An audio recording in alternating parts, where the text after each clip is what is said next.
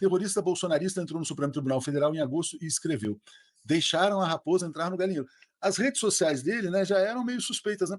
Talvez seja o caso, na verdade, da Polícia Federal, dos órgãos de inteligência, terem uma ação mais incisiva sobre todos os bolsonaristas, porque todo bolsonarista é potencialmente terrorista, né? Então, vai monitorando as redes sociais, quer dizer, o cara que posta uma coisa dessas, deixaram a raposa entrar no galinheiro, dia seguinte, Polícia Federal na cola dele, quer dizer, raposa por quê? Você está querendo comer alguma galinha lá? Quer dizer, qual que é a sua história aí com a STF?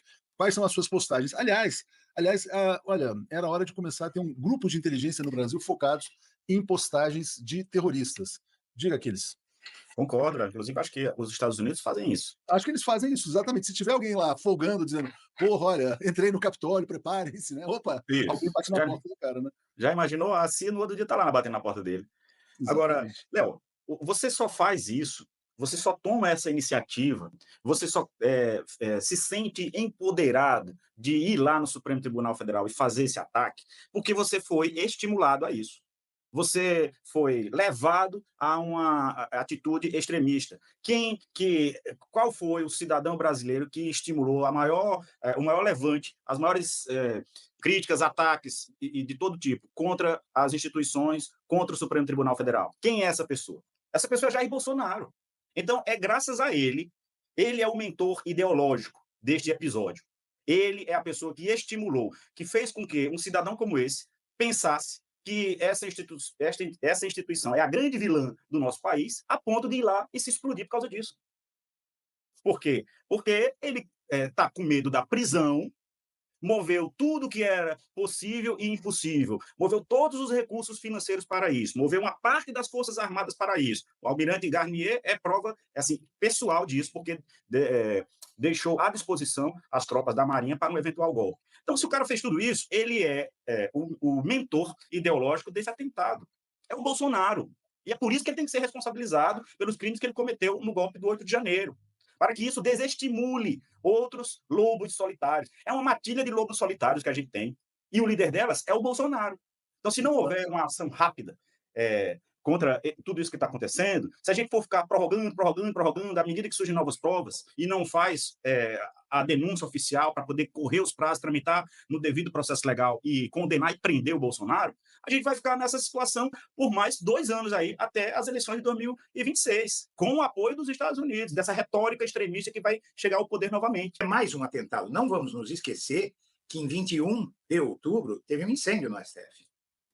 Tocaram fogo no STF. No andar onde fica o Alexandre de Moraes. Numa sala contígua à do juiz que assessora o Alexandre de Moraes.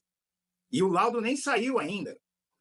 E agora, eu acredito que a situação, essa loucura que esse homem fez, na verdade, ela deriva, basicamente, dos políticos que ficam insuflando isso, né? Isso é mais do que evidente, é algo que todo mundo está comentando e que eu endosso. É um Bolsonaro o tempo inteiro atacando o ministro do STF, são os deputados atacando o ministro do STF. Ele tinha uma rede social onde ele falava de explodir as coisas, né? Daqui para frente tem que ser feito um trabalho de inteligência, se é que temos isso, de monitorar esses bolsonaristas aí, porque o próprio cara, o deputado que recebia ele, o nome dele é Jorge Gotten, do Republicano de Santa Catarina, recebeu esse Francisco Vanderlei Luiz, o tio França, várias vezes no gabinete dele. Então, assim, o cara era de Santa Catarina, mas estava sempre em Brasília.